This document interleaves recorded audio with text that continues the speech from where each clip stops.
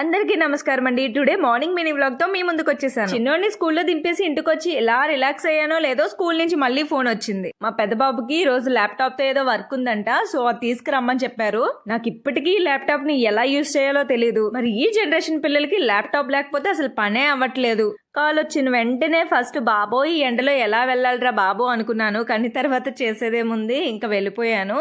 ఎండ బయట చాలా ఎక్కువ ఉంది కాబట్టి ఇలా అంబ్రెల్లా వేసుకొని అయితే వెళ్ళిపోతున్నాను.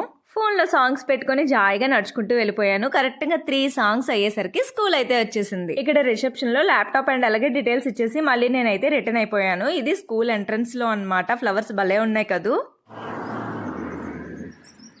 ఇక్కడ అందరూ కూడా ఈ స్కూటర్సే వాడతారు.